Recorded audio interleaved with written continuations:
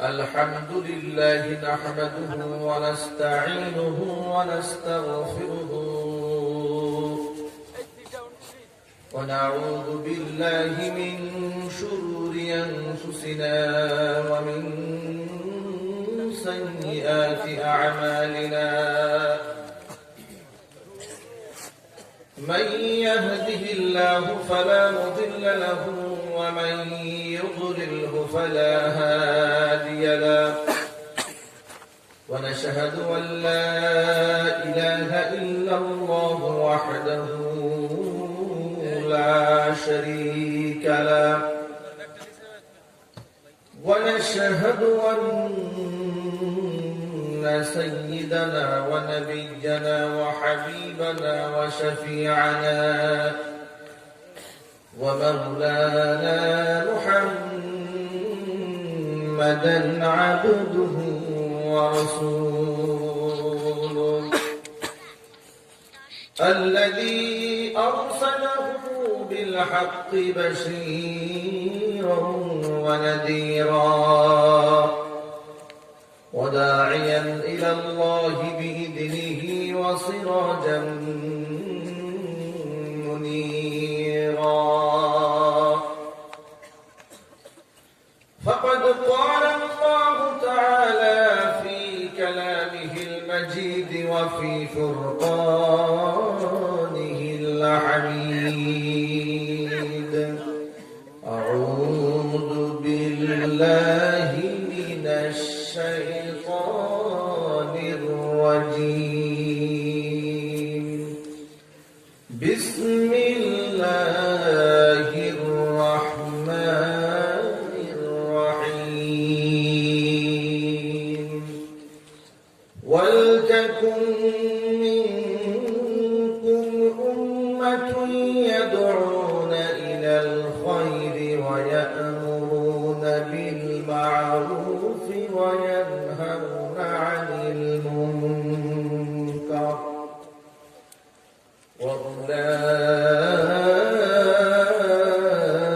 وأولئك هم المفلحون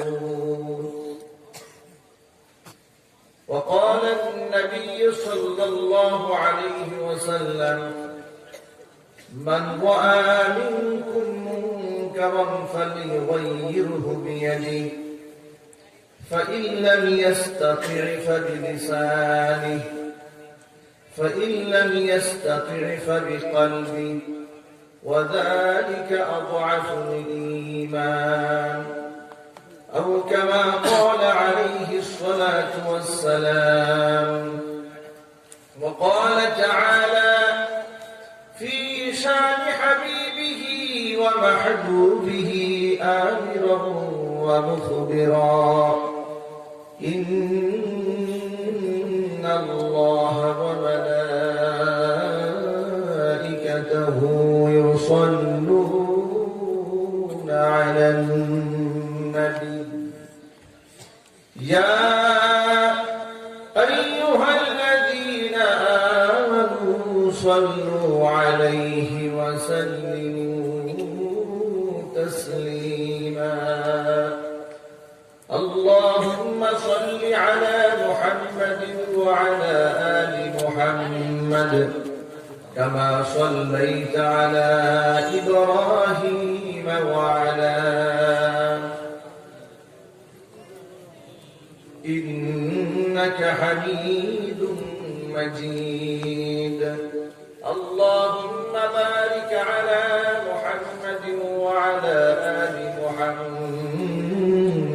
كما باركت على إبراهيم وعلى آل إبراهيم إنك حميد مجيد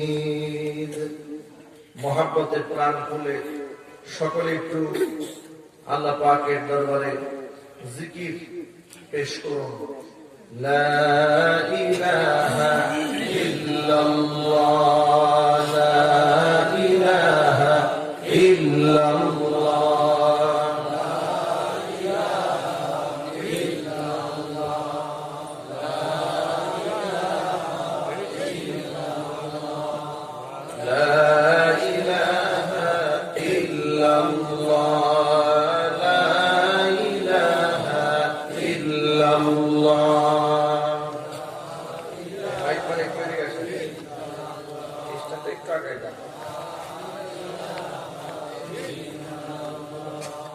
لا إله إلا الله لا إله إلا الله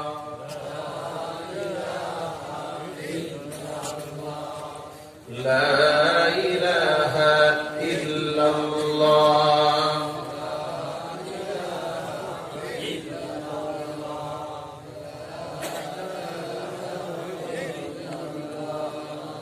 لا إله إلا الله محمد رسول الله صلى الله عليه وسلم ঐতিহ্যবাহী টাঙ্গাইল জেলার অন্তর্গত সখীপুর থানাধীন কাকড়াজান ইউপি চকপাড়া বাইতুল নূর কেন্দ্রীয় জামে মসজিদের উদ্যোগে আয়োজিত দ্বিতীয় বার্ষিক তাফসীরুল কোরআন মাহফিলের শেষ অধিবেশনের সম্মানিত সভাপতি আলহাজ মাওলানা মোহাম্মদ সিরাজুল হক মুদ্দাজিল্লুহুল আলিয়া বারাকাল্লাহু ফি হায়াতিহি সাবেক সুপার জিআই দাখিল মাদ্রাসা উপস্থিত আজকের এই তাফসীরুল কোরআন মাহফিলে যিনি মূল আয়োজন করেছেন অত্র এলাকার স্বনামধন্য ব্যক্তি এবং দেশের একজন বরেণ্য রাজনীতিবিদ কাজী আশরাফ সিদ্দিকী হাফিজাহুল্লাহ ভাইস চেয়ারম্যান কেন্দ্রীয় কমিটি নির্বাহী কমিটি জাতীয় পার্টি।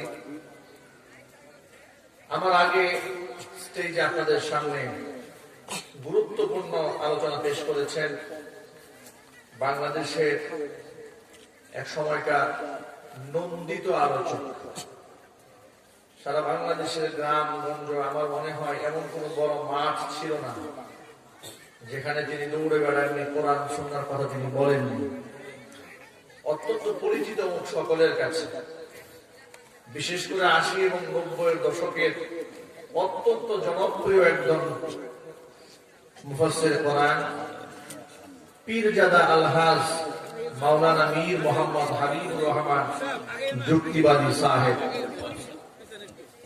আল্লাহ সুবহানাহু ওয়া তাআলা তার নেক হায়াত দারাজ করুন, তার খিদমাতের ওয়াসাআতকে আল্লাহ পাক বৃদ্ধি করে দিন।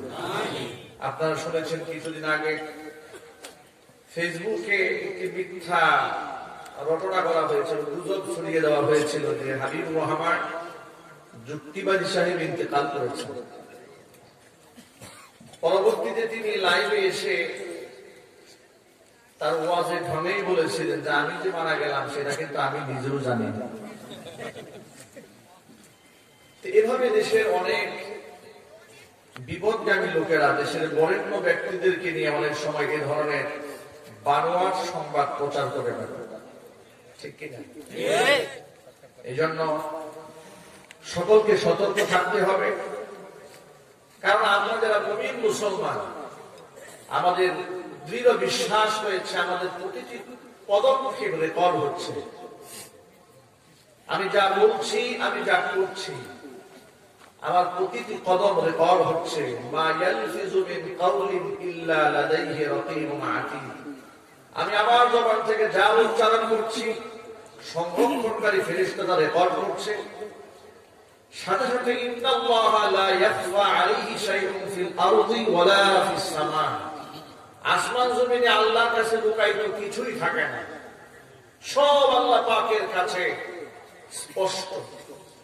আল্লাহ বলেন ইয়ালামু খাইনাতাল আ'য়ুন ওয়া মা তুখফিস সুদূর। মানুষ চোখের যে খেয়ানত করে, আড়ি চুরি করে, প্রচন্ড রৌদ্রের মধ্যে কালো সানগ্লাস করে একটুখানি চোখ বাঁকা করেছে, পৃথিবীর কেউ দেখতে পায়নি, কিন্তু তার চোখ বাঁকানোটাকেও আমি আল্লাহ দেখতে পেয়েছি। এই জন্য আমাদের পদক্ষেপটা হওয়া দরকার অত্যন্ত সতর্কতার সাথে, ঠিক কিনা? কাফা বিল মারই কাযিবান আন ইউহাদ্দিসা বিকুল্লি মা সামিআ। যা শুনবে তাই বলতে থাকবে, মিথ্যাবাদী হওয়ার জন্য এতটুকু যথেষ্ট। একজন মুমিন মুসলমানকে সতর্ক থাকতে হবে, চৌকান্না হতে হবে, চৌকস হতে হবে। মুমিন কখনো বোকা হতে পারে না, মুমিন তো সেই ব্যক্তি যে ব্যক্তি পরকালকে বিশ্বাস করেছে, আল্লাহকে বিশ্বাস করেছে, জান্নাত দেখেনি, জাহান্নাম দেখেনি, না দেখে বিশ্বাস করেছে। ফেরেশতা আমরা দেখিনি, ফেরেশতা আছে না নাই? জিন আমরা দেখিনি, জিন আছে না নাই? আলায়ে বারজাখ, কবরের জিন্দেগি আমরা কেউ দেখিনি, কিন্তু আছে না নাই? যারা এইভাবে পরকালকে বিশ্বাস করেছে, আল্লাহ পাক তাদেরকে জ্ঞানী বলেছেন। যারা পরকালকে অস্বীকার করেছে, আল্লাহ পাক তাদেরকে বোকা বলেছে। ভাইরা আমার, আমি নিজে যত চালাক মনে করি না কেন নিজেকে, আমার আল্লাহ যদি আমাকে বোকা বলেন, তাহলে আমার ধারণা মিথ্যা, আল্লাহ পাকের বক্তব্যই সত্য। কারণ হচ্ছে ওমান আসদাকু মিনাল্লাহি কিলা, আল্লাহর চেয়ে সত্যবাদী আর কি হতে পারে? সুতরাং আজকে আপনারা যারা মাহফিলে এসেছেন, মাইকের আওয়াজ বাহিরে যাচ্ছে, আমরা আমাদের প্রতিটি কদমকে সতর্কতার সাথে ফেলার চেষ্টা করব। আমরা বলি ইনশাআল্লাহ। আল্লাহ পাক সেই তৌফিক আমাদের সকলকে নসিব করেন। প্রিয় ভাইরা, তাফসীরুল কোরআন মাহফিলে আমি সূরা আলে ইমরানের 104 নম্বর আয়াতে কারিমা আপনাদের সামনে আমি তিলাওয়াত করেছি। নবী করিম সাল্লাল্লাহু আলাইহি ওয়াসাল্লামের লক্ষ লক্ষ হাদিসের ভান্ডার থেকে ছোট্ট একটা হাদিস আপনাদের সামনে আমি পাঠ করেছি। আমি চেষ্টা করব সংক্ষিপ্ত পরিসরে আপনাদের যেন কথাগুলো মনে থাকে। আমি এই দুই আয়াত থেকে এবং এর সাথে রিলেটেড কিছু আয়াত এবং হাদিস কারিমা আপনাদের সামনে পাঠ করে সংক্ষিপ্ত কিছু মেসেজ বর্তমান সমসাময়িক আলোকে দেওয়ার চেষ্টা করব ইনশাআল্লাহ। ওয়া মা তাওফীকি ইল্লা বিল্লাহ, আলাইহি তাওয়াক্কালতু ওয়া ইলাইহি উনীব। সুবহানাকা লা ইলমা লানা ইল্লা মা 'আল্লামতানা ইন্নাকা আনতাল আলীমুল হাকীম। রব্বি জিদনি ইলমা, রব্বি জিদনি ইলমা, রব্বি জিদনি ইলমা। রব্বি ইয়াসসির ওয়া লা তু'আসসির ওয়া তাম্মিম আলাইনা বিল খায়র। রব্বি ইশরাহ লি সাদরি ওয়া ইয়াসসির লি আমরি ওয়াহলুল উকদাতাম মিন লিসানি ইয়াফকাহু কওলি। সকলে বলুন আল্লাহুম্মা আমিন। প্রিয় ভাইরা, নির্ভেজাল, বিলা শুবহা, বিলা শাক, কোনো সন্দেহের অবকাশ নাই এমন একটি কোরআন আপনাদের সামনে খুলে আমরা বসে আছি। এই কোরআন থেকে যদি কোনো আলোচনা পেশ করা হয়, সেই ক্ষেত্রে এখানে যারা এসেছেন তাদের কোনো আপত্তি আছে? জোরে বলতে হবে। কিছু কথা যদি আমার স্বার্থ বিরোধী হয়, কিছু কথা যদি আমার দল বিরোধী হয়, কিছু কথা যদি আমার ব্যক্তি বিরোধী হয়, সে কথাগুলোকে আমরা হাসি মুখে মেনে নিতে রাজি আছি ইনশাআল্লাহ। যেহেতু কথাগুলো কার? আরো জোরে, কথাগুলো আল্লাহ পাক। আল্লাহ রাব্বুল আলামিন কোরআন নাযিল করেন প্রথমেই দ্ব্যর্থহীন ভাষায় এর ব্যাপারে চ্যালেঞ্জ ছুড়ে দিয়ে বলেছেন, যালিকাল কিতাবু লা রাইবা ফীহি। এমন একটা কিতাব আমি নাযিল করলাম, এটা সেই কিতাব লা রাইবা ফীহি, যার মধ্যে সন্দেহের কোনো অবকাশ নাই, সংশয় করার কোনো সুযোগ আমি রাখি নাই। আমি একটা অনন্য সাধারণ কোরআন কিতাব তোমাদেরকে উপহার দিয়েছি। তোমাদের জীবনের শুরু থেকে মৃত্যু পর্যন্ত সকল সমস্যার সমাধান এই কোরআন আমি দান করেছি। আল্লাহ পাক এই বক্তব্যটি সূরা নাহলের মধ্যে এভাবে বলেন, ওয়ানাজ্জালনা আলাইকাল কিতাবা তিবয়ানান লিকুল্লি শাইইন ওয়া হুদান ওয়া রাহমাতান ওয়া বুশরা লিল মুসলিমিন। অনবীজি, আমি আপনার উপর এমন একটা কিতাব দিলাম, নাজ্জালনা আলাইকাল কিতাবা তিবয়ানান লিকুল্লি শাইইন, সকল কিছুর বর্ণনা আমি এর মধ্যে দান করেছি। হুদান ওয়া রাহমাতান ওয়া বুশরা লিল মুসলিমিন, কোরআন হচ্ছে হিদায়াতের কিতাব, কোরআন হচ্ছে সুসংবাদ।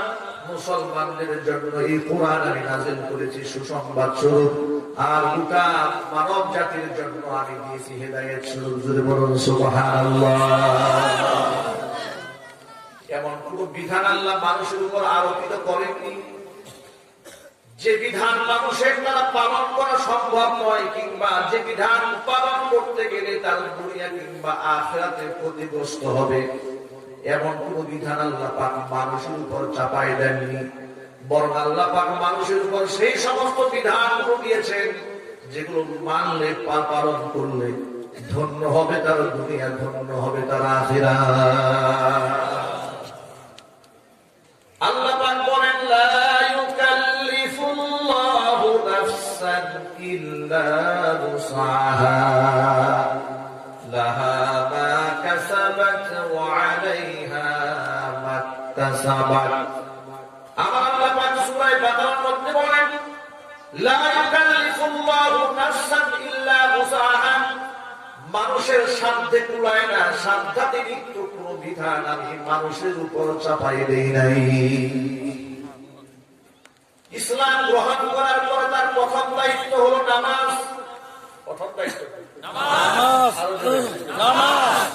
ইসলাম গ্রহণ করার পরে, কালিমায় বিশ্বাসী হওয়ার পরে প্রথম ইবাদত হচ্ছে নামাজ। যে নামাজ পড়া ফরজ যায়, চক্ষু যতক্ষণ পর্যন্ত খোলা থাকবে, শরীরে রক্ত যতক্ষণ পর্যন্ত সঞ্চালিত হবে, দিমাগ যতক্ষণ সুস্থ থাকবে, ততক্ষণ পর্যন্ত আকিল, বালিগ, মুমিন মুসলমান, নারী পুরুষ উভয়ের জন্য নামাজ পড়া ফরজ, আইন কোনো মাপ নাই। যে নামাজ আল্লাহ পাকের সন্তুষ্টি কামনায় করতে হয়, যে নামাজ না থাকলে নিজেকে মুসলমান দাবি করার সুযোগই থাকে না। বিশ্বনবী সাল্লাল্লাহু আলাইহি সাল্লাম বলেছেন, বুনিয়াল ইসলামু আলা খামসিন, পাঁচটি বিষয়ের উপর ইসলামের ভিত্তি স্থাপন করা হয়েছে। শাহাদাতি আল্লাহ ইলাহা ইল্লাল্লাহ ওয়া আন্না মুহাম্মাদার রাসূলুল্লাহ ওয়া ইকামিস সালাত ওয়া ইতাইজ যাকাত ওয়া হজ্জিল বাইতি ওয়া শাওমি রমাদান আও কামা ক্বালা আলাইহিস সালাতু ওয়াস সালাম। আল্লাহর হাবিব বলেন, ইসলামের ভিত্তি হচ্ছে পাঁচটি। এক নাম্বার হচ্ছে এই কথার সাক্ষ্য দেওয়া যে আল্লাহ ছাড়া কোনো মাবুদ নাই, মুহাম্মদ সাল্লাল্লাহু আলাইহি সাল্লাম তার রাসূল, এই কথার সাক্ষ্য দেওয়া মানে কালিমা। দুই নাম্বার হচ্ছে ওয়া ইকামিস সালাত, নামাজ কায়েম করা। তিন নাম্বার হচ্ছে ওয়া ইতাইজ যাকাত, যাকাত আদায় করা। চার নাম্বার হচ্ছে ওয়া হজ্জিল বাইতি, সামর্থ্য থাকলে বাইতুল্লাহ হজ করা। ও শাওমি রমাদান, পাঁচ নাম্বার হচ্ছে রমজান মাসে রোজা রাখা। ভাইরা, এই বিধানগুলোকে দিয়েছেন আল্লাহ, জোরে বলতে হবে আল্লাহ। এই বিধানগুলো আল্লাহ পাক দিলেন। এই বিধানগুলোর মধ্যে এমন একটা আমল আপনি খুঁজে পাবেন না যেটা মানুষের সাধ্যাতিরিক্ত আল্লাহ কোনো বিধান মানুষের উপর চাপিয়ে দিয়েছেন। আপনারা বলেন তো, একটা বাচ্চা যখন শিশু থাকে, নাবালিগ থাকে, তার উপর কি নামাজ ফরজ হয়? যদি বলেন কারণ হলো নামাজ পড়তে গেলে কতগুলো আনুষঙ্গিক বিষয়ের প্রয়োজন হয়, লক্ষ্য করেন। নামাজ পড়তে গেলে তার দেহ পান, শরীর পান, জায়গা পান, এতগুলো বিষয় তার সামনে দাঁড়িয়ে যায়। একজন ছোট্ট নাবালিগ শিশু তো এতগুলো বিষয় খেয়াল করতে পারবে না। কারণ যে শিশু বিছানায় পেশাব করে, দাঁড়িয়ে পেশাব করতে পারে, বিছানায় পেশাব পায়খানা করে, তার উপর তো বিধান আল্লাহ পাক চাপায় দেন নাই। কিন্তু যখন সে বিধান বুঝতে শিখে, যখন আকিল হয়েছে, বালেগ হয়েছে, তার উপর বিধানকে চাপিয়ে দেওয়া হয়েছে। এর মানে আল্লাহ পাক বান্দার উপর কত রহমশীল। যে নামাজ না পড়লে তার ঈমান থাকে না, তার ইসলাম থাকে না, সেই নামাজ আল্লাহ পাক শিশুদের উপর আরোপ করেন নাই। জোরে জোরে বলেন সুবহানাল্লাহ। আবার আপনি বয়স্ক মানুষ, দাঁড়িয়ে নামাজ পড়তে আপনার কষ্ট হয়, আল্লাহ নবী সাল্লাল্লাহু আলাইহি ওয়াসাল্লাম বলেন, তুমি বসে নামাজ পড়ো। বসেও যদি কষ্ট হয় তাহলে তুমি শুয়ে নামাজ পড়ো। শুয়েও যদি কষ্ট হয়, ইশারায় ইশারায় নামাজ আদায় করো। এভাবে ইসলাম সমস্ত বিধানকে মানুষের জন্য সহজ করে দিয়েছে। রমজান মাসে রোজা সুন্নাত না ফরজ? সবাই বলেন বিনা কারণে রোজা ভাঙা না রাখার কোন সুযোগ নেই। ওজোর থাকলে আপনি ভাঙতে পারেন। কিন্তু আপনি যখন সফরে থাকেন, আমি যখন সফরে থাকি, as-সাফারু আল-মাশাক্কা, সফর মানে কষ্ট। আল্লাহ সুবহানাহু ওয়া তাআলা সহজ করে দিলেন।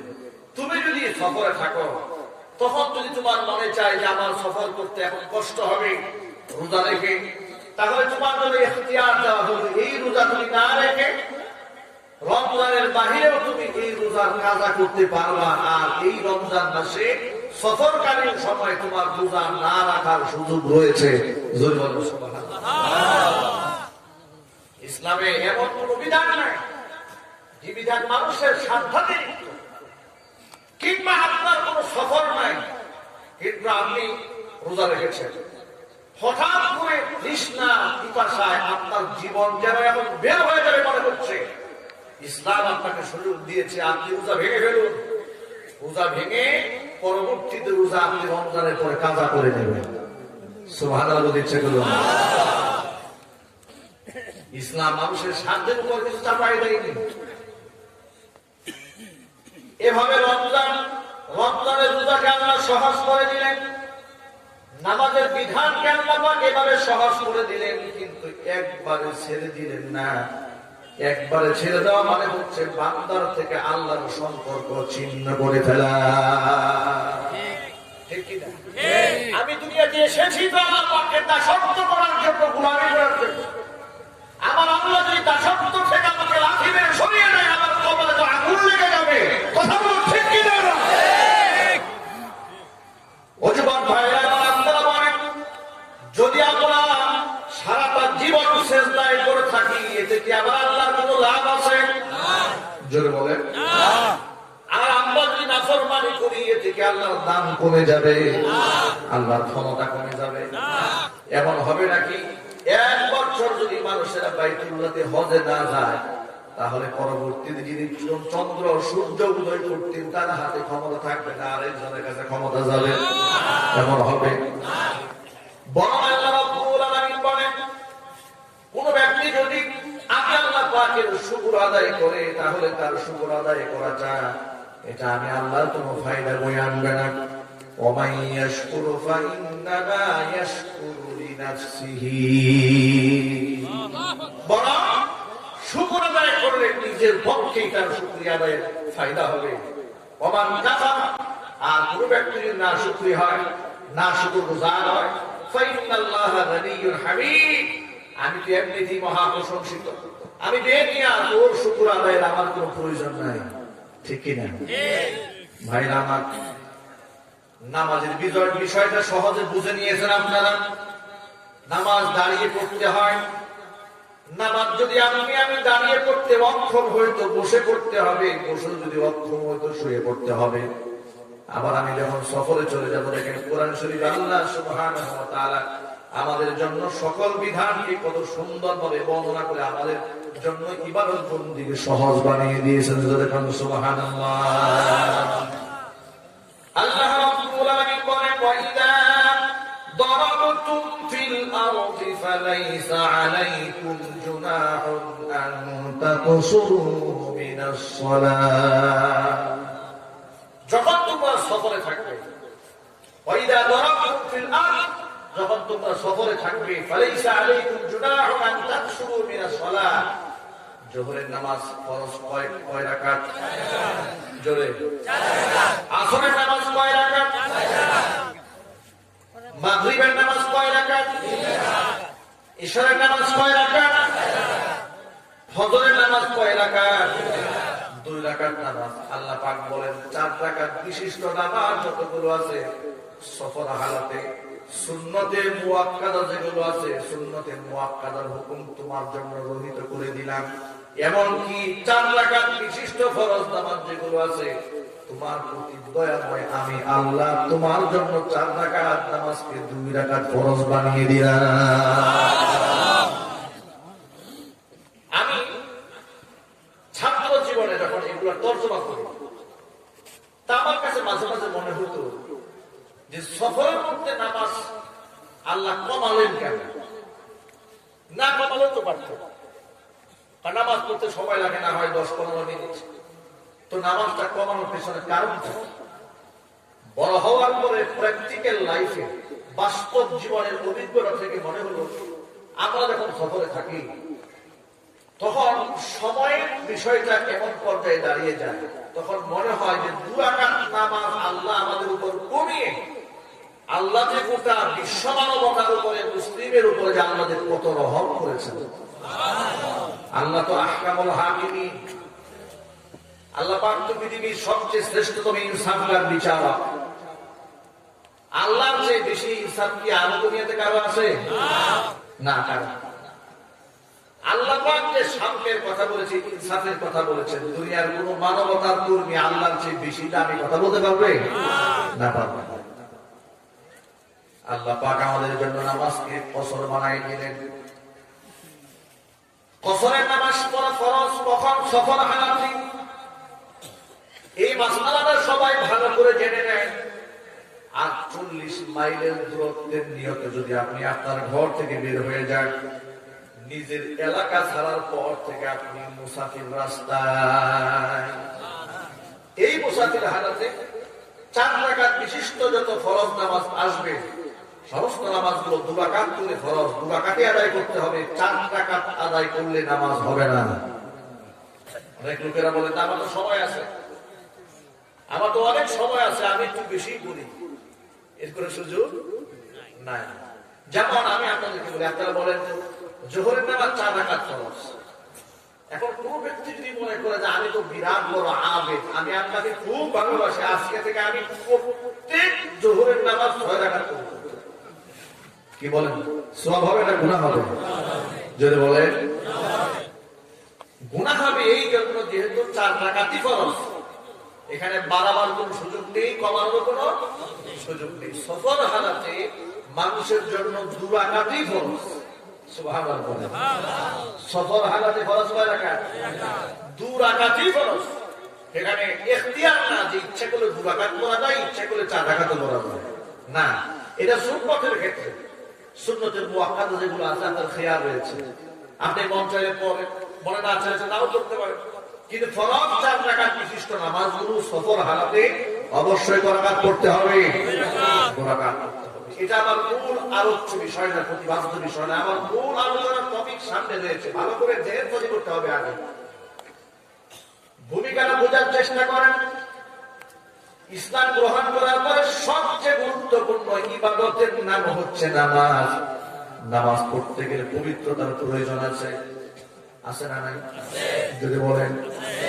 আর এই নামাজটা যেন মুসলমান মুমিন মুসলমানদের জন্য, নারী পুরুষের জন্য কষ্ট না হয়ে যায়, এই জন্য আমার মা বোনদের জন্য মাসের 3 দিন, 7 দিন, 10 দিন অনেক সময় নামাজ আল্লাহ সুবহানাহু ওয়া তাআলা ক্ষমা করে দিয়েছে। সুবহানাল্লাহ। কেন? লা ইউকাল্লিফুল্লাহু নাফসান ইল্লা উসআহা। সাধ্যাতিরিক্ত কোন বিষয় আল্লাহ পাক মানুষের উপর চাপায় দেন নাই। ওয়ামান যুবক ভাইরা, ইসলাম গ্রহণ করার পরে সবচেয়ে গুরুত্বপূর্ণ ইবাদতের নাম কি যেটা বলেন? আরো জোরে। সেই নামাজটাকে আল্লাহ সুবহানাহু ওয়া তাআলা কতটা সহজ করে দিয়েছেন, সফর হালাতে কসর করে দিয়েছেন, অসুস্থ অবস্থায় বিছানায় শুয়ে শুয়ে নামাজ পড়ার সুযোগ করে দিয়েছেন। শুধু তাই না, আমার মা বোনরা যখন অসুস্থ থাকবে মাসের 3 দিন, 7 দিন, 10 দিন, তাদের জন্য আল্লাহ পাক কাজার ব্যবস্থা না করে জিন্দেগির তরে ওই নামাজগুলো আল্লাহ পাক মাফ করে দিয়েছেন, যাতে করে মানুষের জন্য বিধান কষ্ট না হয়ে যায়। সফর হালাতে রমজান মাসে পূজা আল্লাহ পাক এতটা সহজ করে দিলেন, সফর হালাতে ইচ্ছা করলে রমজান মাসে পূজা সঠিক সময় রাখা যাবে, ইচ্ছা করলে কাজা করে দেওয়া যাবে, পরবর্তী সময় আদায় করে নেবে। অসুস্থ হয়ে গেলে বান্দা রমজানের রোজা যদি অসুস্থ হয়ে যায়, তাহলে তার জন্য না রাখার অপশন আছে, পরবর্তীতে কাজা করে নেবে। এই কথাগুলো বলার পর আল্লাহ পাক কুরআন মাজিদের মধ্যে বলেন, ইউরিদুল্লাহু বিকুমুল ইউসরা ওয়া লা ইউরিদু বিকুমুল উসরা। আমি আল্লাহ তাআলা তোমাদের জন্য বিধানগুলো সহজ বানাতে চাই, তোমাদের জন্য কোনো বিধান আমি আল্লাহ কঠিন করে দিতে চাই না। এভাবে সমস্ত বিধানগুলো আল্লাহ পাক একের পর এক পাঠ টু পাঠ বর্ণনা করেছেন। দুনিয়া ইসলামের এমন কোন বিধান নাই যে বিধান আল্লাহ পাক মানুষের উপর জবরদস্তি করে চাপিয়ে দিয়েছেন, এমন কোন বিধান কি আছে? জোরে বলেন। দেখেন, পুরুষের জন্য আল্লাহর হাবিব সাল্লাল্লাহু আলাইহি ওয়াসাল্লাম দাড়ি রাখাটা ওয়াজিব করে দিয়ে গিয়েছেন। জোরে জোরে বলেন সুবহানাল্লাহ। আল্লাহর নবী দাড়ি রাখাটা ওয়াজিব করে দিলেন। ওয়াউফুল্লুহা ওয়াফুল্লুহা, দাড়িকে পূর্ণ করে দাও, দাড়িকে ছেড়ে দাও। কিন্তু এর মধ্যে দুনিয়াবি কল্যাণ রয়েছে, আখিরাতের কল্যাণ রয়েছে। কোন ব্যক্তি যখন বেশি বেশি দাড়ি কামায়, যারা ত্বক গবেষক রয়েছেন তারা বলেন তার স্কিনের যে সমস্ত হরমোন গুলো রয়েছে, কোষগুলো রয়েছে, এগুলো ধীরে ধীরে মরে যায়। এমনকি তার স্কিন ক্যান্সার হতে পারে, এমনকি নানাবিধ রোগ হতে পারে। আবার এর মধ্যে রয়েছে জাম জীবাণু, আবার এর মধ্যে অনেক ধরনের রোগ ব্যাধিও আসতে পারে। আবার এর মধ্যে অর্থের অপচয় রয়েছে, আবার এর মধ্যে নারীর সাদৃশ্যতা অবলম্বনের সুযোগ রয়েছে। অথচ এই একজন পুরুষকে সবসময় পুরুষের হালাত ধরেই রাখতে হবে। একজন পুরুষ নারীদের সাথে সাদৃশ্যতা অবলম্বন করতে পারে।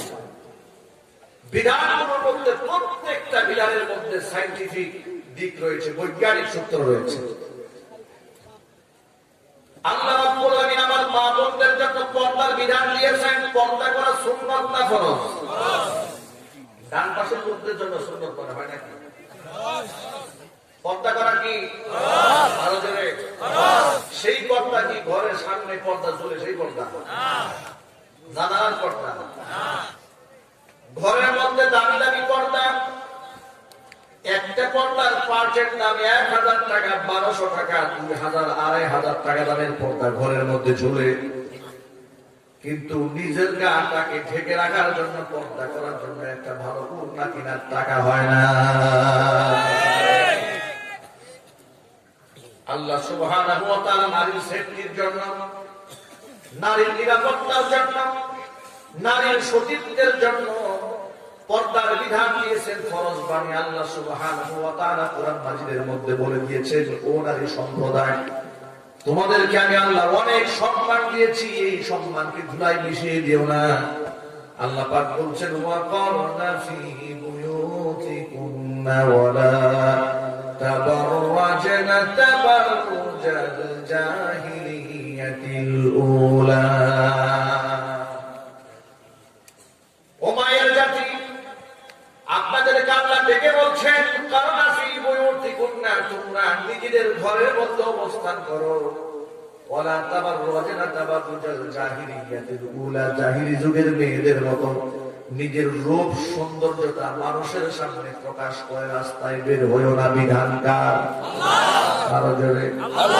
আল্লাহ এই আয়াতে নারীদেরকে ঘরে থাকতে বললেন, বিনা প্রয়োজনে বের হতে নিষেধ করলেন। আল্লাহ রাব্বুল আলামিন অন্য আয়াতের মধ্যে বলেছেন, কোন পুরুষের সাথে যদি তোমার কোন প্রয়োজনে কথা বলতে হয়, তাহলে তাদের সাথে মিষ্টি মিষ্টি ভাষায়, নরম নরম ভাষায় কথা বলবে না, কারণ তোমার কণ্ঠের আওয়াজের মধ্যেও আমি আল্লাহ আকর্ষণ সৃষ্টি করে দিয়েছি। নারীদের কণ্ঠে আকর্ষণ আছে না? আরো জোরে। আমি কি এটা অবাস্তব বললাম না বাস্তব? আল্লাহ সুবহানাহু ওয়া তাআলা কি সুন্দর করে বলেন, লক্ষ্য করেন, ইয়া নিসাআন নাবিয়্যি লাস্তুন্না কাআহাদিন মিনান নিসাই ইত্তাকাইতুন্না ফালা তাখদা'না বিল কওল ফায়াতমা আল্লাযী ফী কলবিহি মারাদুন ওয়া কুলনা কাওলান মা'রুফা।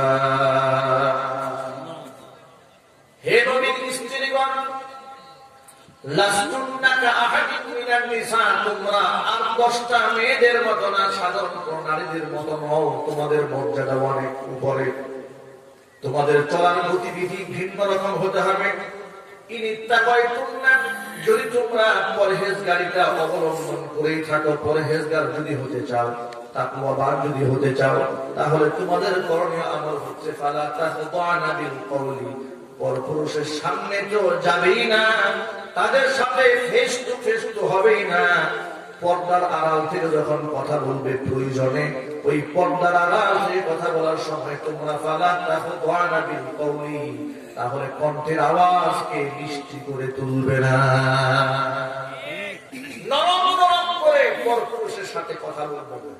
কি হবে? লক্ষ্য করো, আল্লাহ পাক বলেন নরম নরম কথা বললে ফায়াতুমা আল্লাযী ফি কলবিহি মারাদুন ওয়া কুলুনা কাওলান মারুফা। পরপুরুষের সাথে, গায়রে মাহরাম পুরুষের সাথে যদি তুমি নরম নরম কথা বলো পর্দার আড়াল থেকেও, তাহলে যার অন্তরের মধ্যে নেফাকি আছে, শয়তানি আছে, ওই নেফাকি যার অন্তরের মধ্যে আছে ওই ব্যক্তি তোমার দিকে লালায়িত হয়ে যাবে। ঠিক কিনা? মনে মনে বলবে কণ্ঠটা এত সুন্দর, দেখতে না জানি কত সুন্দর, দেখার জন্য আগ্রহী হবে। আল্লাহ পাক বলে মিষ্টি মিষ্টি কথা বলবে না, তবে হ্যাঁ তাই বলে কি প্রয়োজনের কথা বলবেন? অবশ্যই বলবেন। কাওলান মারুফা, ইনসাফের কথা, ন্যায় সঙ্গত কথা, জরুরত মেটাবার জন্য যতটুকু শব্দ না বললেই না, এতটুকু কথা বলবে, অতিরিক্ত কথা বলবে না। এই বিধানগুলো আমি আজকে বানালাম বসে বসে? হুজুররা বানিয়েছেন, মৌলবাদীরা বানিয়েছে। এই বিধানটাকে দিয়েছে আল্লাহ সুবহানাহু ওয়া তাআলা দিয়েছেন। এবার আরো একটু গভীরে আসেন।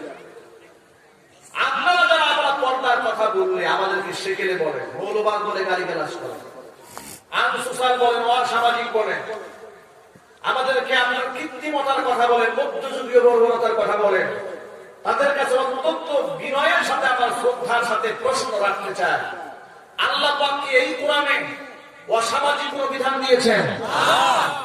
মানুষের প্রকৃতির সাথে যায় না, মানুষের তবিয়তের সাথে ফিট হয় না, সমাজের সাথে সেটেল হয় না, এমন কোন বিধান আল্লাহ কোরআনে দিয়েছে?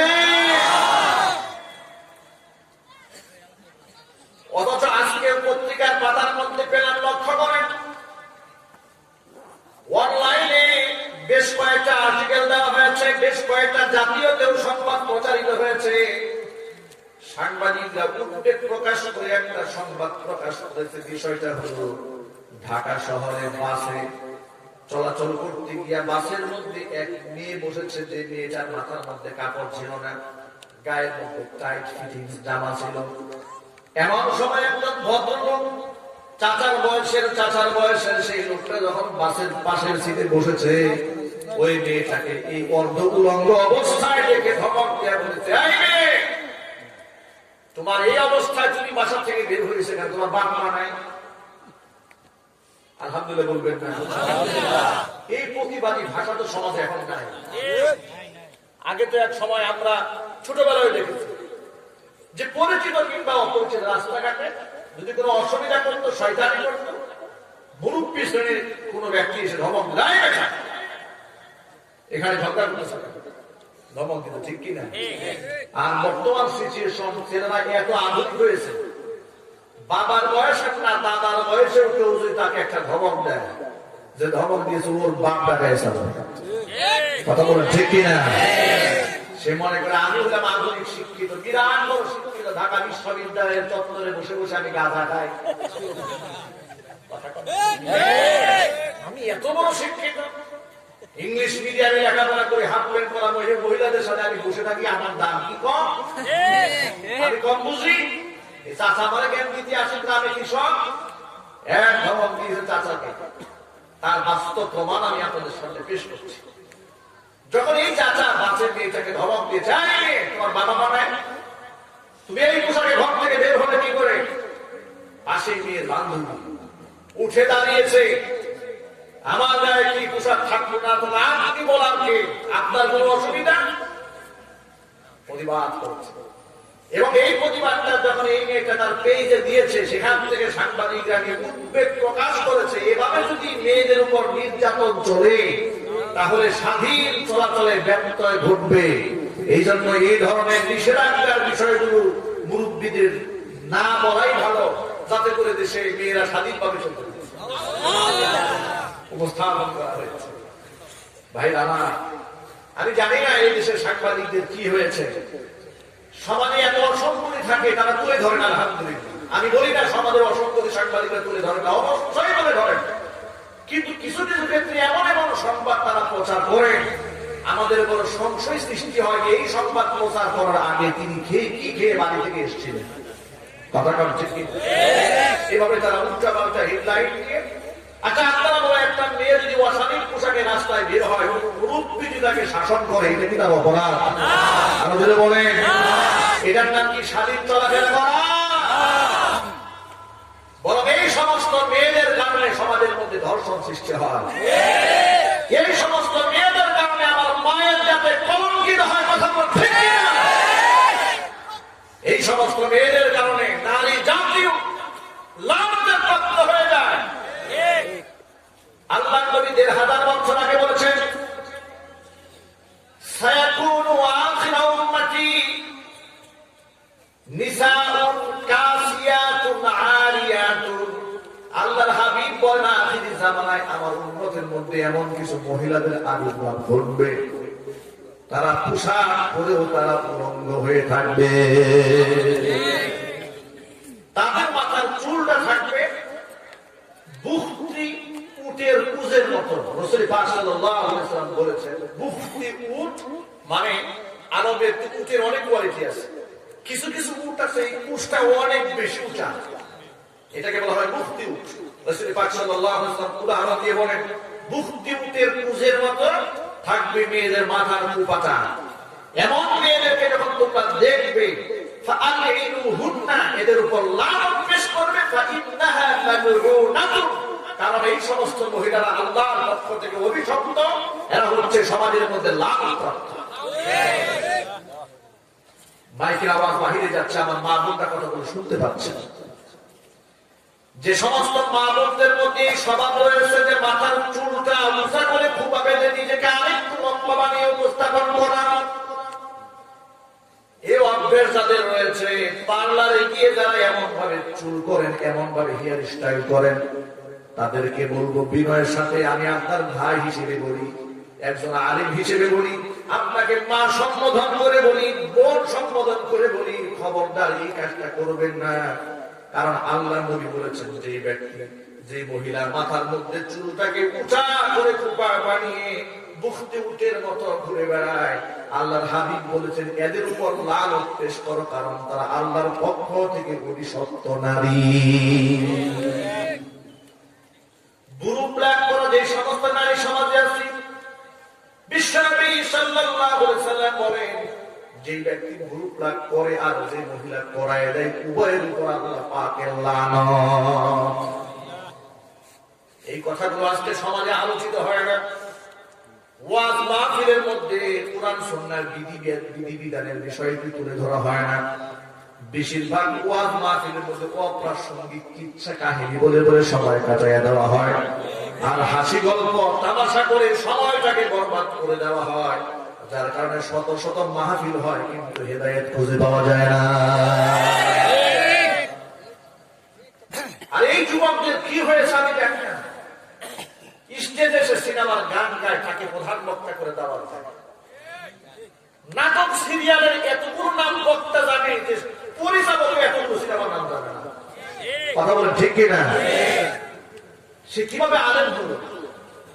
আমার তো মনে হয় যে এতগুলো সিরিয়ালের নাম জানে, সে নিয়মিত সিরিয়াল দেখে। এতগুলো সিনেমার নাম যেহেতু জানে, নিয়মিত সিনেমা দেখে। আর যেই লোকটা সিনেমার গান গায় স্টেজে বসে, এর মানে তার সময় কাটে গান শুনে শুনে, নাটক দেখে দেখে। কারণ একটা গান একটাই মুখস্থ হয় না।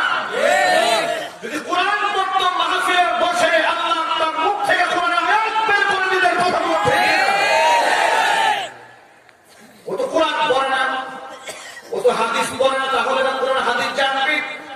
ও তো সিনেমা দেখে দেখে ওয়াজ করতে আসে, নাটক দেখে দেখে ওয়াজ করতে আসে, যার কারণে স্টেজে বসার সাথে সাথে নায়কের কথাই তার মনে পড়ে, নায়িকার কথাই মনে পড়ে, গান গুলাই তার মনে পড়ে। কিন্তু আল্লাহ নবী সাল্লাল্লাহু আলাইহি ওয়াসাল্লাম লক্ষ লক্ষ হাদিস আছে, হাদিস তার মুখ দিয়া বের হয় না। এই জন্য যুবক ভাইদেরকে বলি, বক্তা সিলেক্ট করার ক্ষেত্রেও সাবধানতা অবলম্বন করতে হবে। تعاونوا على البر والتقوى ولا تعاونوا على الإثم والعدوان واتقوا الله নেক কাজে একজন আরেকজনকে সাহায্য করেন উলামায়ে কেরাম যারা আছেন যুবক সম্প্রদায় যখন কোনো বক্তা সিলেক্ট করবে আপনারা বলবেন সে হক্কানি আলেম কিনা আগে ভালো করে যাচাই করেন কারণ একজন হক্কানি আলেম এলাকার মধ্যে যখন প্রবেশ করেন গোটা এলাকার মধ্যে হেদায়েতের নূর চমকায় যায় আর যদি কোনো বদকার আলেম এলাকার মধ্যে প্রবেশ করে গোটা এলাকাটা অন্ধকারে নিমজ্জিত হয়ে যায়। আজকাল তো মাহফিল হয়ে গেছে বিনোদন কেন্দ্র, অত্যন্ত দুঃখ নিয়ে কথা বলে বলছে।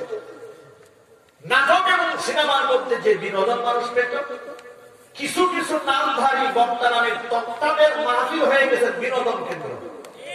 হাসি তামাশা রসিকতা দিয়ে কোরআনের মঞ্চটাকে তারা নাপাক বানিয়ে ফেলেছে। আল্লাহ পাক এই আখির জামানার দাজ্জালদের থেকে এই মুসলিম উম্মাহকে হেফাজত করেন। আমিন। ও মা বোনেরা, আমার যে কথা আমি বলতে চেয়েছিলাম, যেখানে আল্লাহ নবী সাল্লাল্লাহু আলাইহি সাল্লাম বুখতি উটের মতো যারা মাথার চুলটাকে খোপা বানায় ফেলে তাদের উপর লানত পেশ করতে বলেছেন, যাদের ভুরু প্লাগ করে রাস্তায় চলে তারা হচ্ছে লানতপ্রাপ্ত। শুধু তাই নয়, যারা এমন পোশাক পরে যে পোশাক পরে নারীরা উলঙ্গ হয়ে থাকে, এমন পোশাক এখনো মনে হয় টাঙ্গাইল জেলায় ঢোকে নাই। আরো ধরে বলেন, এই সমস্ত পোশাক পরা হালাল না হারাম? আরো ধরে বলতে হবে, পোশাক পরা হারাম এবং কবিরা গুনাহ। এবার কোরআন মাজিদ থেকে আরেকটা আয়াত লক্ষ্য করেন, এরকম পোশাক পরবেন আপনি দূরের কথা, পর্দার আড়ালে তো আপনি থাকবেন, সাথে সাথে আর কত সতর্কতা অবলম্বন করতে হবে। আল্লাহর নবী সাল্লাল্লাহু আলাইহি ওয়াসাল্লাম পেশ করে দিয়েছেন, আল্লাহ সুবহানাহু ওয়া তাআলা বলে দিয়েছেন, লক্ষ্য করেন, কুল লিল মুমিনিনা ইয়াগুদ্দু মিন আবসারিহিম ওয়া ইয়াহফাযু ফুরুজাহুম যালিকা আযকা লাহুম ইন্নাল্লাহা খাবীরুম বিমা ইয়াসনাউন। আপনি মুমিন পুরুষদেরকে বলুন তারা যেন পর্দানি থেকে নিজের চক্ষুকে নিম্নগামী করে রাখে, ওয়া ইয়াহফাযু ফুরুজাহুম লজ্জাস্থানকে হিফাজত করে, যালিকা আযকা লাহুম, এই উপায় অবলম্বন করলে আত্মশুদ্ধির জন্য বড় সহায়ক মাধ্যম হবে। জোরে বলেন সুবহানাল্লাহ। নিজের আত্মা যদি আমরা পাক রাখতে চাই, আল্লাহ পাক বলেন, আত্মা যদি পাক রাখতে চাও তাহলে পরনারীর চেহারা থেকে নিজের দৃষ্টিকে নিম্নগামী করে রাখো, লজ্জাস্থানকে হেফাজত করো। ইন্নাল্লাহা খাবীরুম বিমা ইয়াসনাউন, তোমার কর্মকাণ্ড সম্পর্কে আমি আল্লাহ সব খবর রাখি। প্রথমে উপদেশ দিলেন আল্লাহ পুরুষদেরকে, এরপরে আল্লাহ পাক মেয়েদেরকে বলছেন, ওয়া কুল্লিল মুমিনাতি ইয়াগুদুনা মিন আবসারিহিন্না ওয়া ইয়াহফাযুনা ফুরুজাহুন্না ওয়া লা ইউবদিনা যিনাতাহুন্না ইল্লা মা যাহারা মিনহা ওয়াল ইয়াদরিবনা বিখুমুরিহিন্না আলা জুয়ুবিহিন্না। আল্লাহ পাক বলেন, নবী এবার মেয়েদেরকে আপনি বলেন, মুমিনা মেয়েদেরকে বলেন, তারা যেন পুরুষ থেকে তাদের দৃষ্টিকে নিম্নগামী করে রাখে, তারাও যেন লজ্জাস্থানকে হেফাজত করে রাখে, এবং সাথে সাথে ওয়ালা ইউবদিনা যিনাতাহুন্না, নিজের সাজসজ্জার অঙ্গ যেন পরপুরুষের সামনে তারা প্রকাশ না করে। এই হুকুমটা কার? আল্লাহ না, এটা মৌলবাদীরা বানিয়েছে, হুজুররা আবিষ্কার করেছে।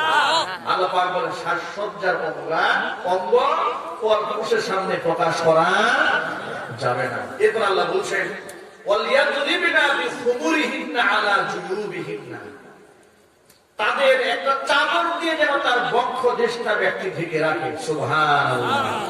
বুকের উপর চাদর দিয়ে ঢাকার নির্দেশটা কার? আল্লাহ না হুজুরদের? আল্লাহ। সব কিনার টাকা হয়, কিনেছে 3 পিস ব্যবহার করে 2 পিস, ঠিক কথা বলে, ঠিক কিনেছে 3 পিস ব্যবহার করে 2 পিস, ঠিক সালোয়ার ব্যবহার করে, জামা ব্যবহার করে, কিন্তু 3 পিস ওড়না ব্যবহার করে না। আর ওড়না ব্যবহার করে গলার মধ্যে এক সাইডে ফেলে রাখে, আছে না? না, কত বড় না নাই। গলার মধ্যে ওড়না পেছনে লাভটা কি? গলার মধ্যে কিছু দেখার আছে কিছু? তো গলার মধ্যে উড়না ফেলবো কেন? তো উড়না তো নিয়ে আসবো কেন? উড়না তো গলায় রাখার বিষয় না। আল্লাহ বলছেন ওড়না দিয়ে বক্ষ দেশটা সুন্দর মতো ঢেকে রাখে। সুবহানাল্লাহ পড়েন। আল্লাহ পাক মানুষকে বলে দিয়েছেন। এরপর আল্লাহ রাব্বুল আলামিন বলেন, ভালো করে লক্ষ্য করেন, ওয়ালা ইউবদিনা যিনাতাহুন্না ইল্লা লিবুউলাতিহিন্না আও আবাইহিন্না আও আবাই বুউলাতিহিন্না আও আবনাইহিন্না আও আবনাই بُعُولَتِهِنَّ أَوْ إِخْوَانِهِنَّ أَوْ بَنِي إِخْوَانِهِنَّ أَوْ بَنِي أَخَوَاتِهِنَّ أَوْ نِسَائِهِنَّ أَوْ مَا مَلَكَتْ أَيْمَانُهُنَّ أَوِ التَّابِعِينَ غَيْرِ أُولِي الْإِرْبَةِ مِنَ الرِّجَالِ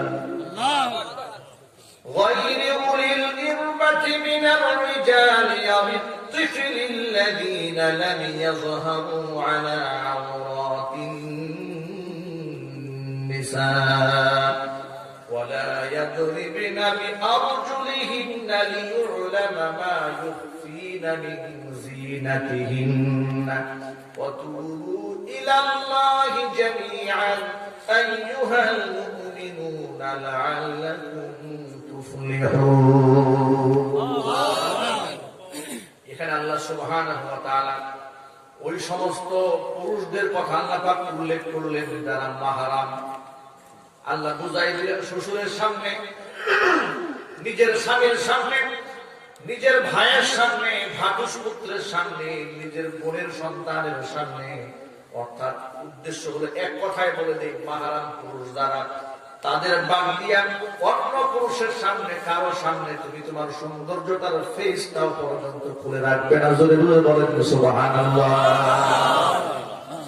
এমনকি পর্দার গুরুত্ব করতে গিয়ে সর্বশেষ আল্লাহ বলছেন, ওয়ালা ইয়াদরিবিনা বিআরজুলিহিন্না লিয়ুলামা মা ইউখফিনা মিন যিনাতিহিন্না। নিজের সৌন্দর্যতা প্রকাশ পায় এতটুকু আওয়াজে নারী পর্দার অন্তরাল থেকে তার কদমটাও জমিনের মধ্যে ফেলবেন। আল্লাহু আকবার। পর্দার বিষয়টা ভালো করে বুঝতে হবে আপনাদের। আল্লাহ বলছেন, ওয়ালা ইয়াদরিবিনা বিআরজুলিহিন্না, নারীরা যেন জমিনের যখন পা ফেলে সে এমন ভাবে পা যেন না ফেলে লিয়ুলামা মা ইউখফিনা মিন যিনাতিহিন্না, পর্দার অন্তরালে সে যে অর্নামেন্ট ব্যবহার করেছে, যে গহনাবাদী ব্যবহার করেছে, এত ঝুনঝুন করে হাঁটলো যে পরপুরুষের কানে তার গহনার আওয়াজ চলে আসে, এতটুকু জোরে সেজন্য তার কদমটাও জমিনের মধ্যে না ফেলে। এই সমস্ত বিধিবিধান আরোপ করার পরে আল্লাহ দেখে বলছেন, ওয়াতুবু ইলাল্লাহ আইয়ুহাল মুমিনুন, হে ঈমানদারগণ, বিগত জীবনে পাস্ট টু পাস্ট যা হয়েছে তো হয়েছে, আমি আল্লাহর কাছে তওবা করে ফিরে আসব। তওবা করে আজকে থেকে যদি তওবা করে ফিরে আসতে পারো, লাআল্লাকুম তুফলিহুন, তোমরা সফল কাম হয়ে যাবে। যত ভাইরা এখানে এসেছেন, মাইকে আওয়াজ বাহিরে যাচ্ছে, আমার মা বোনরাও শুনতে পাচ্ছেন। এই বিধিবিধান যদি কোনো ব্যক্তি মান্য করে আর বিগত জীবনের গুনার জন্য কোনো মা বোন যদি ক্ষমা চেয়ে নেয়, ইমানদাররা যদি মাপ চেয়ে নেয়, প্রশ্ন হলো এখানে আল্লাহ পাক নারীদের কথা উল্লেখ করতে গিয়া মুমিন সকলকে আল্লাহ পাক তওবা করতেন বললেন কেন? আল্লাহ তো বলতে পারতেন, আইয়ুহাল মুমিনাত তুবনা আইয়াতুহাল মুমিনাত, ও মুমিনা নারীরা তোমরা তওবা করো, কারণ তোমরা বেপরদা করে দিয়েছো। কিন্তু আল্লাহ মুমিন পুরুষদেরকে উল্লেখ করলেন কেন? তার কারণ হলো দায়িত্বের ক্ষেত্রে যদিও না নারীরা দায়িত্ব অবহেলা করেছে, কিন্তু মূল দায়িত্বে অবহেলা করেছে নারীর গার্জিয়ানেরা। একটা মেয়ে তো এমনিতেই নষ্ট হয় না। যে মেয়েটা বাসে উঠে একজন বাবার বয়সী বৃদ্ধ লোকের সাথে তর্কে জড়িয়েছে বেহায়া করার ক্ষেত্রে, আপনি কি মনে করেন এই মেয়েটা একদিনে নষ্ট হয়েছে? আমাদের বলতে হবে, এই মেয়েটা যে নষ্ট হয়েছে, ভ্রষ্টা হয়েছে, বিপদগামী হয়েছে, একদিনে হয় নাই, আর এমনি এমনি হয় নাই। আদরের ধনির দুলালি লাই দিতে দিতে মাথায় উঠিয়ে ফেলেছে, এমন মাথায় উঠিয়েছে যে মাথা থেকে আর নামানো যাচ্ছে না। নামাতে গেলে বাবার নিজের মান সম্মান থাকে না। ঐশী রহমান তো আর একদিনই জন্ম হয় নাই,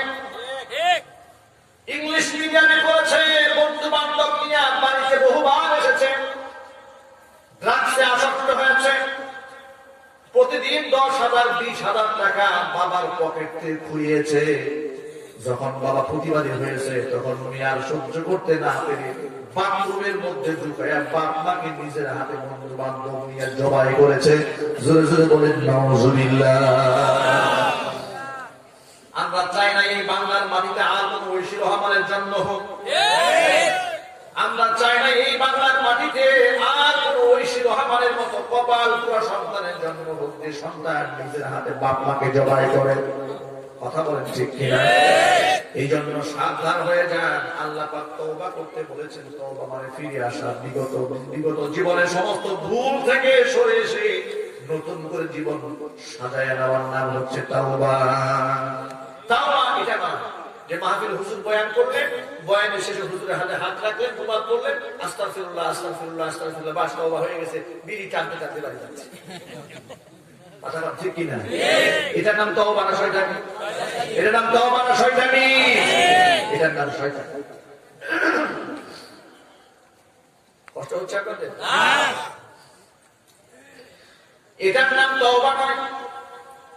তওবার মূল কনসেপ্টটা আপনাদের বোঝার চেষ্টা করতে হবে। তওবা মানে ফিরে আসা, তওবা মানে লজ্জিত হওয়া, তওবা মানে বিগত জীবন গুলোর জন্য অনুতপ্ত হওয়া, অনুশোচনায় ভোগা, সাথে সাথে দৃঢ় প্রতিজ্ঞা করা ভবিষ্যতে এমন গুণ আমি আর করব না। আমি বিগত সময়গুলোতে এই কয়েকটা মিনিটে আপনাদের সামনে যাচ্ছে কতগুলো টপিক তুলে ধরেছি। এক হচ্ছে গ্রুপ লাভ করা নারীদের একটা অপরাধ, মাথার মধ্যে খুবা করা একটা বড় ধরনের অপরাধ, শ্বাসসজ্জা অর্নামেন্ট গুলা পুরুষের সামনে জাহির করা ভিন্ন রকমের অপরাধ, সাথে সাথে পাটা জোরে মাটির মধ্যে ফেলা এটাও বড় ধরনের অপরাধ, পরপুরুষের সামনে মিষ্টি মিষ্টি ভাষায় কথা বলা এটাও অপরাধ, শ্বাসসজ্জা করে সুন্দর করে মেকআপ করে বিউটি পার্লারে গিয়ে বিবাহের অনুষ্ঠানে ফ্যাশন করে যাওয়া এটাও চার জঘন্য অপরাধ। আর এটা মনে হয় গায়ে হলুদের সময় যায় নাকি? গায়ে হলুদের সময় কি হ্যাঁ হয় এই দেশের মধ্যে দুলাভাইয়ের গায়ে হলুদ দেওয়ার জন্য শাড়ি হাজির হয়ে গেছে। বাস্তবতা টাঙ্গাইলে নাই? কথা বলেন আছে না? দুলাভাইয়ের গা হলুদ দেবে পাঠিয়ে দিয়েছে শালিকে। বউ এখনো স্বামীকে কাছে পায় না, কিন্তু শালি পেয়ে গেছে দুলাভাইকে। কতটা তীব্র বাস্তবতা, কত বড় নির্লজ্জ বাস্তবতা এটা। এমনকি মেয়েরা নিজের হাতে বরের গায়ে হলুদ মাখিয়ে দিচ্ছে এবং এটা কিন্তু ফ্রি মাইন্ডে গ্রহণ করা হচ্ছে। যারা এগুলো করছে তারা খুব আনন্দ করছে, মজা পাচ্ছে। এদিকে ডেক্সের বাজে, গান বাজতেছে, সাউন্ড বক্স বাজতেছে, জোর আওয়াজে গান বাজে, আর এদিকে আনন্দ হচ্ছে। গোটা মজলিসটাকে জাহান্নামের ফেরেশতারা বলা হয় ঘেরাও করে ধরে রাখে। কথা বল ঠিক কি?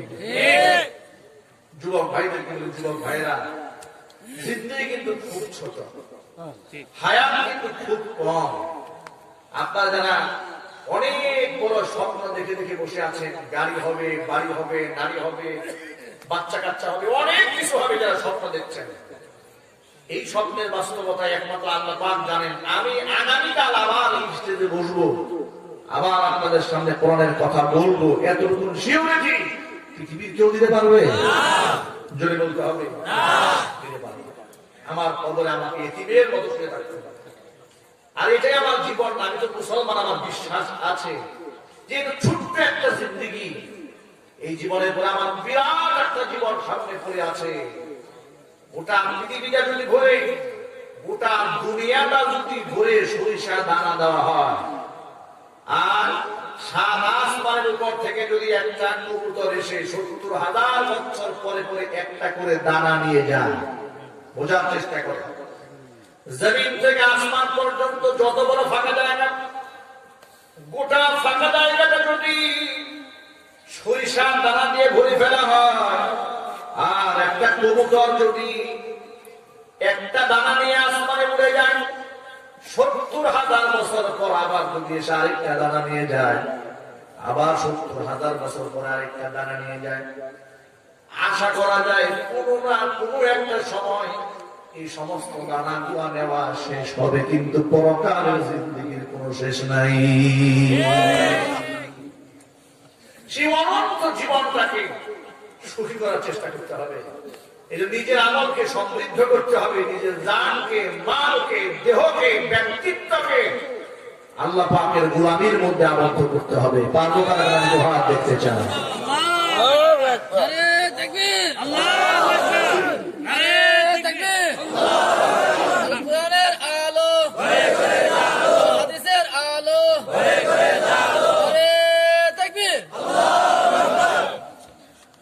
ও ভাইরা আমার, গার্জিয়ান আমার, এখানে যত বড় ভাইরা এসেছেন, নিজের ছোট বোন আছে এমন ভাই এখানে আছে না নাই?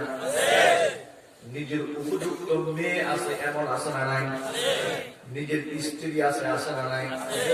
যদি থেকে থাকে, এই যে আল্লাহ পাক বলছেন তুবু ইলাল্লাহি জামিআ, সকলে মিলে আমি আল্লাহর দিকে তওবা করে ফিরে আসো। যা হয়েছে তো হয়েছে, আজকে থেকে তুমি ভালো হয়ে যাও। তুমি যদি ভালো হয়ে যেতে পারো আর খালেজ দিনে আমি আল্লাহর দিকে ফিরে আসতে পারো, হুজুর বলেন আত্তাইবু মিনাল যামবি কামান লা যামবালা, কোন ব্যক্তি যখন খালেজ দিলে তওবা করে ফিরে আসে, এমন হয়ে যায় যেন তার জিন্দেগীর মধ্যে কোনো গুনাহ ছিল না। এমন ভাবে ব্যক্তি পবিত্র হয়ে যায়। আপনি হয়তো ভাবতে পারেন যে আমি এত গুনাহ করেছি, আমার কি ক্ষমা আছে? আমার কি মাপ আছে? 101টা খুন করার পরেও যদি তওবা করার পর আল্লাহ পাক তাকে জান্নাতবাসী করতে পারেন, আমরা তো আর 101টা খুন করি নাই। হয়তো শয়তানের ওয়াসওয়াসায় পড়ে আমরা কবিরা গুনাহ করেছি, সগীরা গুনাহ করেছি, জাহিরি বাতিনি গুনাহ করেছি, কিন্তু আজকে থেকে আর গুনাহ করব না। আল্লাহ পাক যেন আমাদের সকলকে বেগুনাহ মাসুম বানিয়ে দেন। জোরে জোরে বলেন আল্লাহুম্মা আমিন। ভাইরা, এই যে বিধানের কথা আমি আপনাদের সামনে পেশ করছি, আল্লাহ পাক যে আমাদের বিধান বলছেন, মায়েদের বিধানের কথা বলছেন, আপনারা বলেন তো এগুলা করে আল্লাহ পাক নারীদের উপর জুলুম করেছেন না? সবাইকে তো জবাব দেন। আপনারা যেমন আমার দিকে তাকিয়েছেন, আমি আপনাদের দিকে তাকিয়েছি। আমি দেখি আপনারা কারা কারা জবাব দেন। জবাব আপনাদের কাছ থেকে নেই এই জন্য, যাতে করে আপনাদের মনোযোগটা এদিকে থাকে। কারণ শয়তান কিন্তু খুব চেষ্টা করছে আপনাকে এখান থেকে উঠিয়ে দেওয়ার জন্য। অনেক ভাইরা বাহিরে ঘুরছেন, আমি জানি, তারা আসবেন, একটা সময় আসবেন, আমি বলবো না, বলবো সেটা।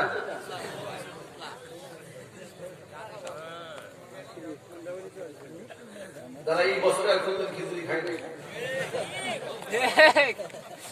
ঘরেও খিচুড়ি খায় নাই, তারা অপেক্ষায় আছে মাস দিলে গিয়ে খিচুড়ি খায়। মাহফিলে খিচুড়ি খাওয়াটা কি মেজর বিষয়?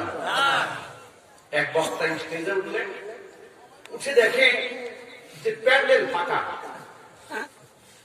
কিন্তু হাজার হাজার মানুষ বাহিরে ঘুরছে। বক্তা তো হতবাক হয়ে গেল, এরকম দৃশ্য দেখি নাই, এত মানুষ রাস্তা, প্যান্ডেলে মানুষ নাই। সভাপতি সাহেব বলেন, হুজুর আমাদের অঞ্চলের নিয়ম হচ্ছে যত দামি বক্তা হোক ওয়াজ শুনে না, কিন্তু যখনই তাবারুকের ঘোষণা দেয় তখনই শ্রোতা সব ভুলে যায় প্যান্ডেলে। বক্তা খুব চালাক ছিলেন, তিনি বললেন তাহলে বসেন, আমি একটু ওয়াজের ব্যবস্থা করি। মাইকে মানুষ নাই সামনে, ঘোষণা দিয়ে বলছে, এই তাবারুকের প্যাকেট সামনে থেকে ডান পাশ থেকে দাও, আর তোমরা সোজা হয়ে দাঁড়াও, কেউ এদিক সেদিক করবে না, এক প্যাকেট দুইবার কেউ নেওয়ার চেষ্টা করবে না, একবারই নেওয়ার চেষ্টা করবে। এইভাবে তিনি এলান করছেন। এই কথা শুনে ঘরের মধ্যে ঘুমায় আছে এক ব্যক্তি, বাহিরে যাচ্ছে, ঘুম থেকে উঠে লাভ দিয়ে দৌড় দিয়েছে। বউ বলে, যাও কই? ভাই খিচুড়ি শেষ হইল। হুজুর এলান করছে, তাড়াতাড়ি খিচুড়ি খাওয়ার জন্য দৌড়াচ্ছে। দৌড়াতে দৌড়াতে আসছে সামনে, লাইটের সামনে আসার পর সবাই তার দিকে তাকায় আসছে, সবাই তার দিকে তাকায়, আমার দিকে সবাই তাকায়। ডান বাম ভালো করে লক্ষ্য করে দেখে উনি তাড়াহুড়া করে নিজের লুঙ্গি বানায় ছায়া দিয়ে চলে আসে।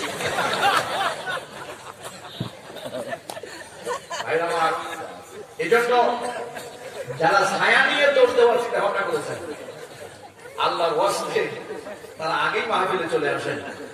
এরপরে বক্তা সাহেব যখন এভাবে পুরো প্যান্ডেলটা ভরে দিয়েছে মানুষ দিয়ে, এরপরে যারা ভলেন্টিয়ার ছিল তাদেরকে বললেন এবার গেটটা লক করেন। গেট বন্ধ, এবার 2 ঘন্টা ওয়াজ হবে, এরপর খিচুড়ি হবে। তো আপনাদের এলাকায় মনে হয় এমন কিছু পার্টি আছে, আছে না? কিছু আছে আলহামদুলিল্লাহ। তবে আপনারা প্রাণবন্ত ভাবে এখানে উপস্থিত হয়েছেন, আমি খুশি হয়েছি। আল্লাহ পাক দ্বীনের জন্য আপনাদের সকলকে কবুল করুন। আপনার মনে কষ্ট পাচ্ছেন না?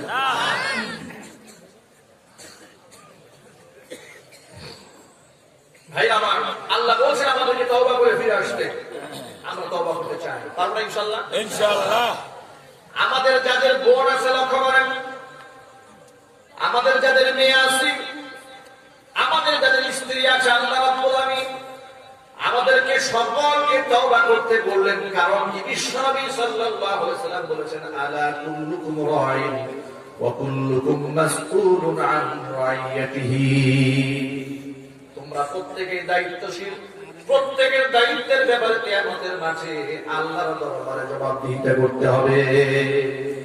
স্বামীদেরকে স্ত্রীর ব্যাপারে, বাবাদেরকে কন্যাদের ব্যাপারে, ভাইদেরকে বোনদের ব্যাপারে, অধীনস্থ ব্যক্তিদের ব্যাপারে মালিককে জবাবদিহিতা করতে হবে আল্লাহর আদালতে।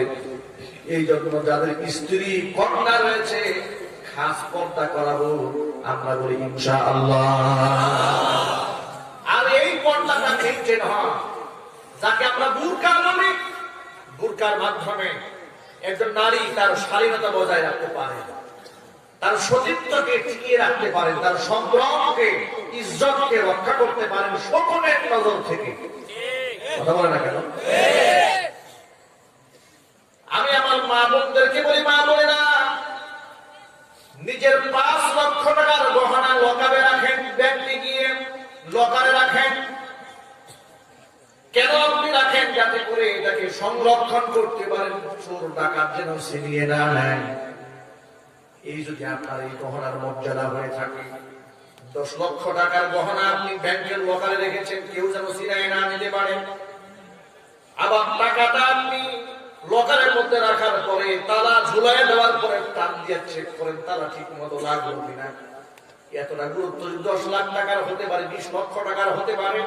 আমি আবার মা বোনদেরকে বলি, মা বোনেরা, আল্লাহ পাক এর থেকে বহু দামি সম্পদ আপনার দেহের মধ্যে দান করে দিয়ে যান। গোটা দুনিয়া দিয়ে আপনাকে ক্রয় করা সম্ভব হবে না।